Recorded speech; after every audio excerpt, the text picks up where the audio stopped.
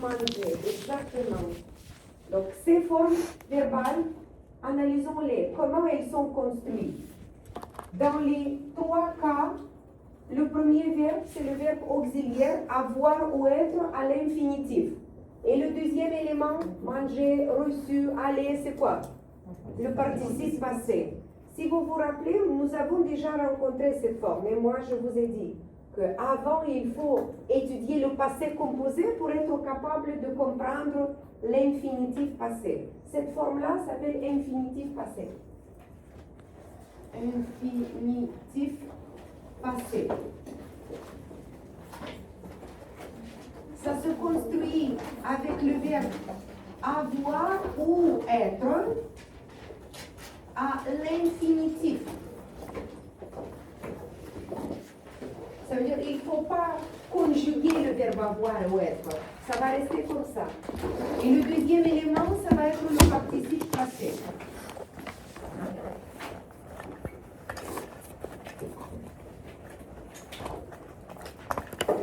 Si le verbe au passé composé se conjugue avec l'auxiliaire avoir, comme manger, recevoir, il va se conjuguer avec avoir à l'infinitif passé aussi. Si le verbe se conjugue au passé composé avec l'auxiliaire être, comme aller, venir, arriver, partir, il va se conjuguer avec être à l'infinitif passé aussi. La règle est la même. Si, regardez s'il vous plaît, même si c'est à l'infinitif, mais si on parle du féminin, alors le participe passé va s'accorder avec le féminin ou avec le pluriel.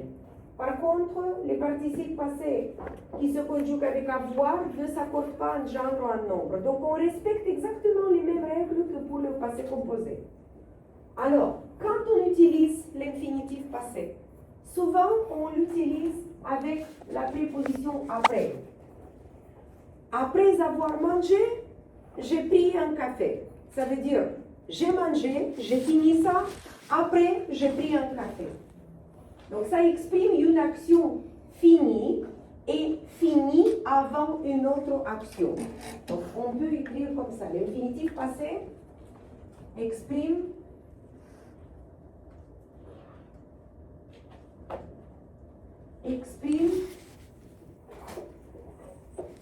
une action. Je peux utiliser le mot plus scientifique, antérieur. Est-ce que pour vous c'est clair, antérieur? Ou c'est plus facile de comprendre passé? Une action passée avant une autre action.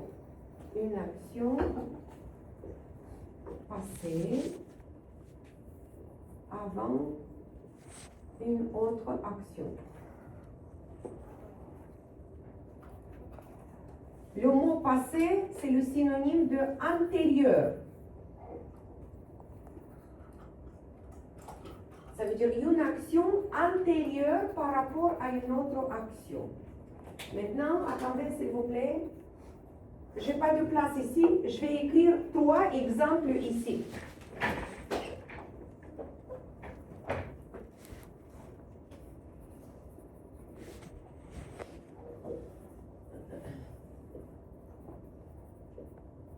Après avoir mangé, j'ai pris mon médicament.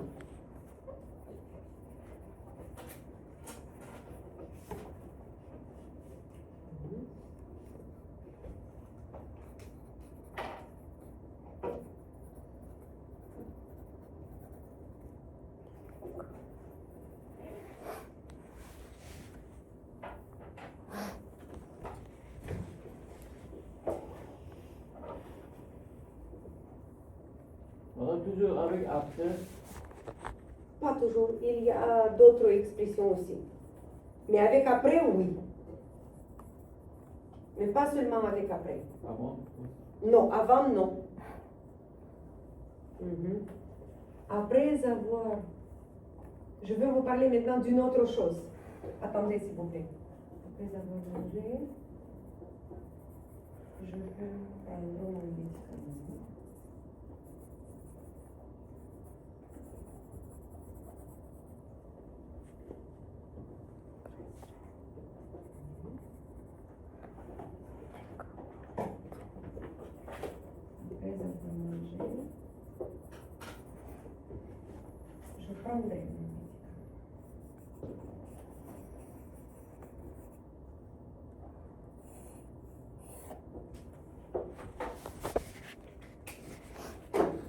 Regardez s'il vous plaît.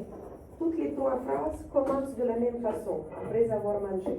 Mais, dans la deuxième partie de la phrase, le verbe est conjugué différemment. J'ai pris, c'est le passé composé.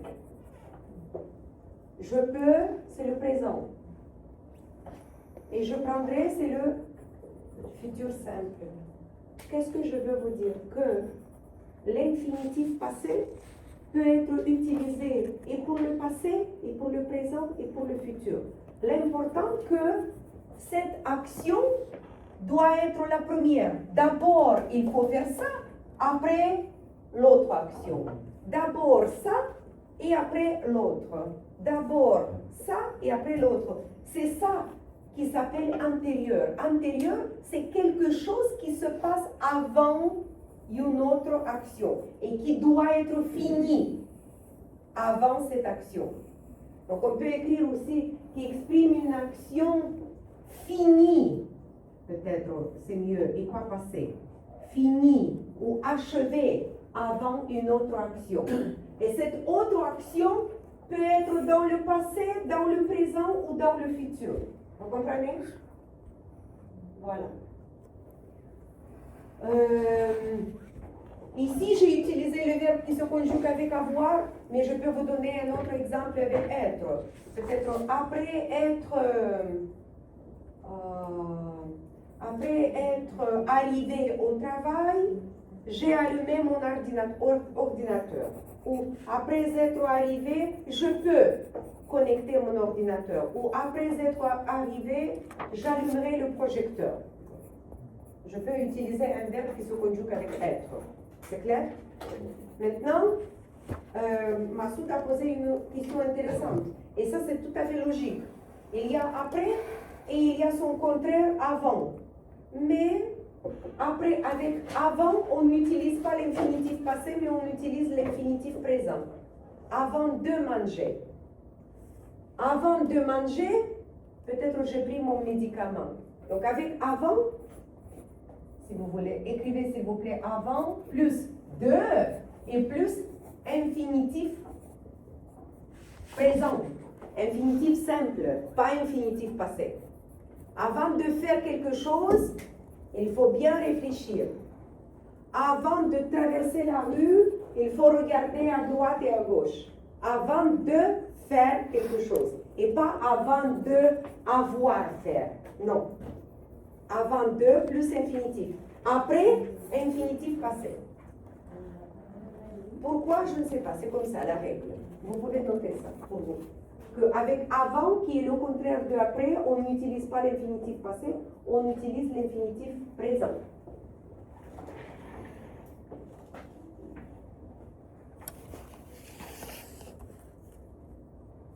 On utilise aussi, parce que Massoud il m'a demandé, est-ce que c'est seulement avec après? Et j'ai dit non, pas seulement avec après. On utilise aussi l'infinitif passé avec les expressions des sentiments. Par exemple, je suis très contente de, et après ça, je peux utiliser et l'infinitif présent et l'infinitif passé. Par exemple, je suis contente maintenant de faire votre connaissance. Ça veut dire de faire connaissance avec vous, maintenant. Peut-être, j'ai fait connaissance avec vous, ça fait déjà combien de semaines? 6 semaines. Alors je peux dire, je suis très contente d'avoir fait votre connaissance. Ça veut dire de vous avoir rencontré, de vous avoir connu. Aussi, après les mots merci. Merci de m'aider, parce que vous m'aidez maintenant. Mais si votre aide est déjà finie, je vais vous dire, ah, merci beaucoup de m'avoir aidé hier. Vous comprenez? Donc avec les expressions de sentiment, on peut utiliser les deux infinitifs. Si l'action se passe maintenant, c'est l'infinitif présent. Si l'action est finie, c'est l'infinitif passé. Est-ce que je peux effacer ici et écrire? Oui. Oui.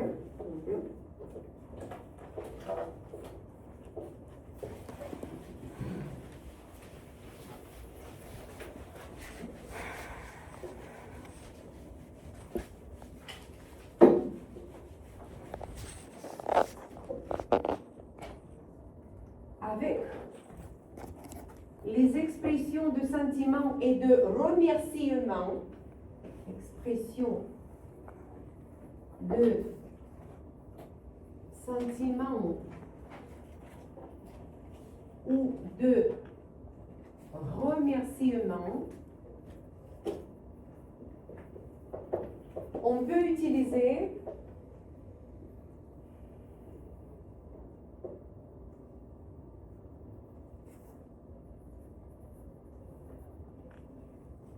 l'infinitif, on appelle ça l'infinitif présent, qui est l'infinitif simple, ou l'infinitif passé.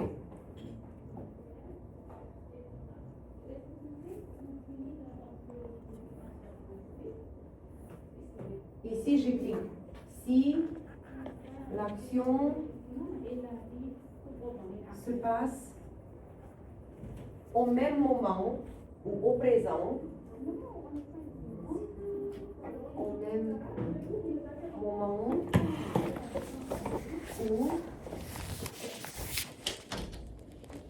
si l'action, l'infinitif passé, c'est l'action s'est passée avant.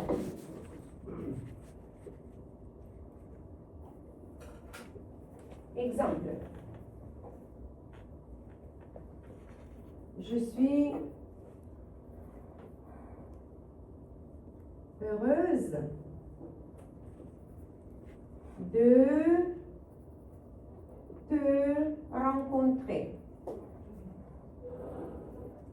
Regardez s'il vous plaît. Je te rencontre maintenant. Et c'est maintenant que je suis heureuse. Ah, enchantée, je suis heureuse de te rencontrer. Ça se passe maintenant. Alors, j'utilise l'infinitif présent. Si je t'ai rencontré hier ou samedi et aujourd'hui j'exprime mon sentiment, je vais dire je suis heureuse de t'avoir rencontré. Je suis heureuse de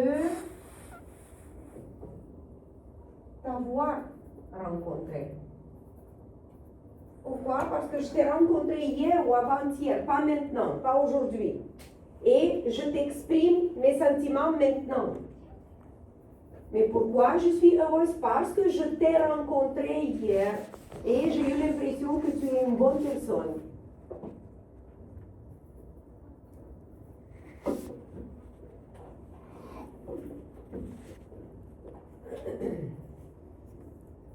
Merci de m'aider. Ah, merci beaucoup Marlon de m'aider parce que Marlon distribue rapidement toutes les feuilles. Il m'aide maintenant. Si par exemple je suis sortie et dans ce temps-là, Marlon a distribué les feuilles et c'est fini, je vais dire ah merci beaucoup Marlon de m'avoir aidé parce que l'action est déjà finie. Il a déjà fait ça. Vous comprenez? Merci beaucoup. Merci de m'avoir aidé. Le mot aider, si je parle de moi, j'ajoute un E à la fin. Oui, Léla, merci pour la traduction en français. C'est pas garanti que c'est correct. Je ne sais pas ce qu'elle dit. C'est pas exact.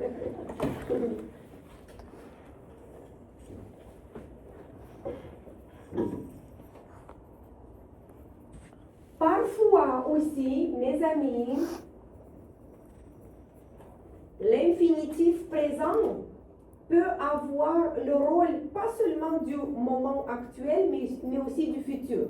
Par exemple, le directeur peut écrire à la secrétaire « Merci de préparer le rapport avant lundi ». Et la secrétaire va commencer à préparer le rapport pour lundi. Parce qu'il n'y a pas d'infinitif futur. Il y a l'infinitif présent et l'infinitif passé. Alors on va utiliser l'infinitif présent en parlant de quelque chose qui doit se passer dans le futur aussi, pas seulement dans le présent.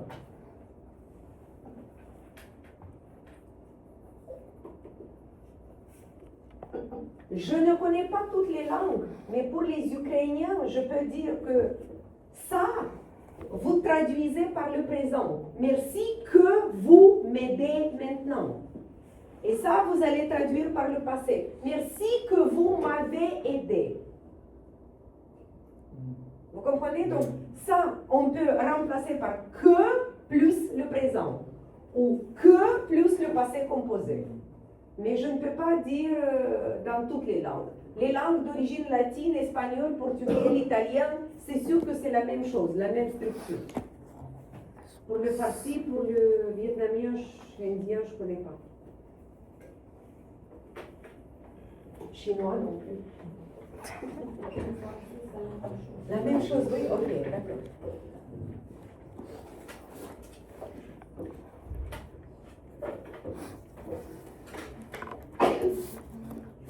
Est-ce que ça va? Pas vraiment. Ne vous inquiétez pas. Un peu plus tard, vers je ne sais pas quelle semaine, on va revenir à l'infinitif passé et on va faire plus d'exercices. On va rencontrer ça dans un autre contexte et on va faire des exercices. D'accord? Non, désolé. Je pense que c'est désolant.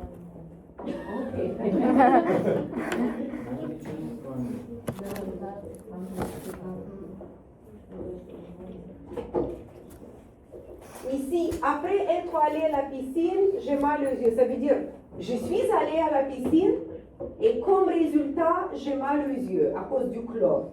Ici, j'ai la nausée après avoir mangé des fluides de mer. Donc, j'ai mangé des fluides de mer, des crevettes ou peut-être des, je ne sais pas, homards ou moules ou huîtres. Et après, comme résultat, la nausée. J'ai reçu le vaccin et après ça, j'ai mal au bras. Vous comprenez? C'est un peu bizarre parce que normalement, c'est le deuxième verbe qui signifie l'action qui se passe après, qui est la conséquence, qui est le résultat. Mais c'est avec l'infinitif passé qu'on doit utiliser la préposition après. Ok.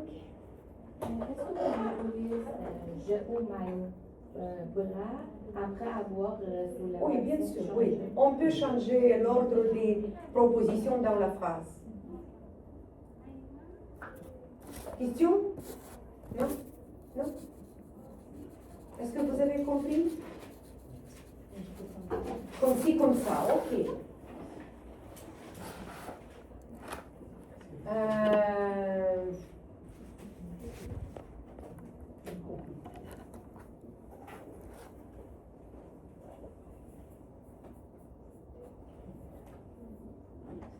Par exemple,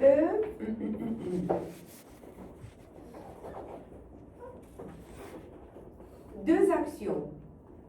Le professeur explique la règle et les étudiants font des exercices. Quelle action doit être faite en premier? Est-ce que le professeur doit expliquer d'abord ou les étudiants doivent faire les exercices? Ok. Alors,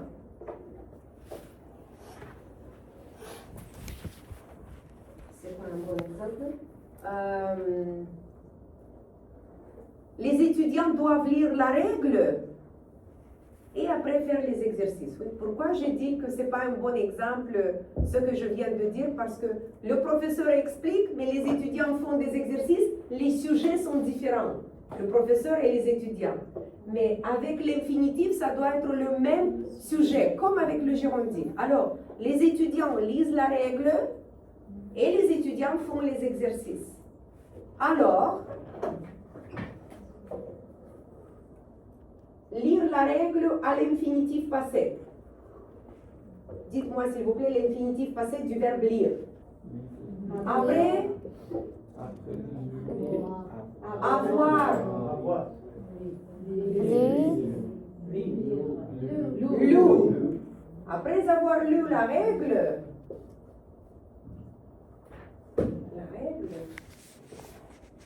les étudiants, et là, je peux continuer et avec le passé composé et le présent et le futur.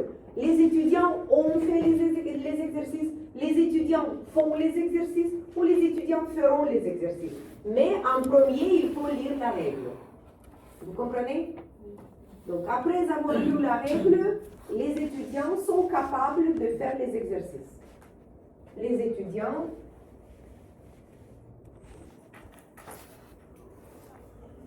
ont fait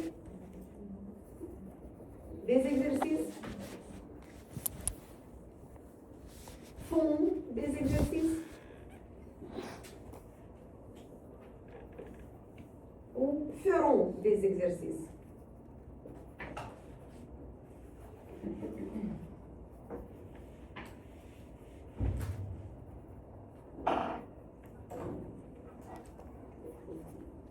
Toutes les trois variantes sont correctes et possibles. Mais en premier, il faut lire la règle. Est-ce que vous comprenez? Si le sujet est différent, C'est pas possible. Le sujet doit être le même.